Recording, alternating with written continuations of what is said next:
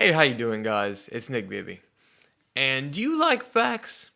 I thought you did, because how about 101 facts? Okay, I don't have that many, but I do have some facts about the 1996 movie 101 Dalmatians. That's right, 101 Dalmatians in 1996. So many dogs, so little time. This is the recreation of the 1961 cartoon version by Disney. 103 minutes long, $75 million budget, was released on November 27th, 1996. Well, only has a 49 on Metascore, but a 5.7 on IMDb as far as the user rating goes. It was directed by Stephen Herrick, who also directed The Three Musketeers and also Mighty Ducks. This release date was actually 35 years, 10 months, and 2 days after the original 101 Dalmatians was released in 1961. Before Stephen Herrick was chosen to direct it, it was actually Peter Hewitt who was supposed to. However, he decided to direct The Borrowers instead, which was actually released the following year. There was a rumor that Sigourney Weaver was actually chosen first to play Cruella de Vil, but that is not exactly the case. Glenn Close was actually originally asked, but she then declined because she was busy working on Sunset Boulevard, a stage musical. Whenever they asked Sigourney Weaver afterward, she declined. Kathy Moriarty actually also did a screen test for the role, but she was deemed too frightening for a kid's film.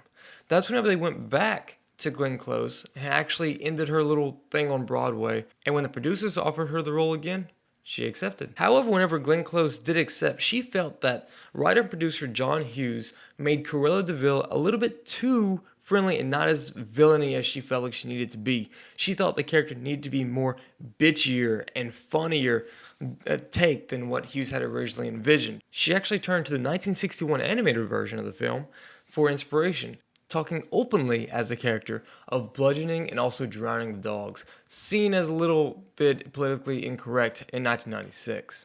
Glenn Close felt like the character needed to be more extreme, and she actually said it was going to make her more well-defined. The whole deal is seeing the villain getting her comeuppance. And actually the effort worked so strong from her that she actually frightened some of the animals on set.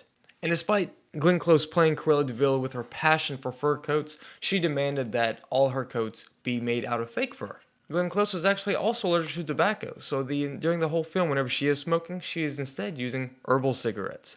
Not that kind of herbal, but herbal cigarettes. And as you can imagine, a huge task would be to find 101 Dalmatians. But they actually found 230 puppies and 20 adults to use during the film, and they had trained all of them. But at any time when they were using any of the animals, a veterinarian was actually always on set.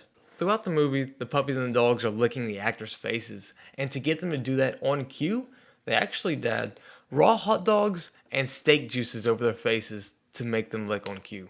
Jeff Daniels, who plays Roger in the film, said that on more than one occasion he heard an authoritative voice saying, "Sit," and immediately plopped himself down in a chair or sat down on the floor, which then he heard right next, "Not you, Jeff." In the scenes where the puppies are watching the TV, they're watching two movies. Those movies are The Aristocats and also Homeward Bound, The Incredible Journey, both Disney films. When the puppies are getting their collars, Jewel gets her collar, a pink collar, indicating she's female, right? But however, the acting pup for that role is actually a boy. The car that Cruella de Vil drives is actually Panther de Vil, which if you have $15,000 to $20,000 laying around, you might be able to buy your own and start your own hunt for puppies and fur coats for whatever reason. I don't condone this. And to end the facts, I'm going to end up with a fact that happens at the end, and that is whenever the Disney logo appears, you hear Cruella de Vil's laugh. Just a little fun fact at the end. So that's the facts I had for the 101 Dalmatians live action role. You have another movie, artist, or celebrity you want me to talk about? Let me know here. Until then, have a good one.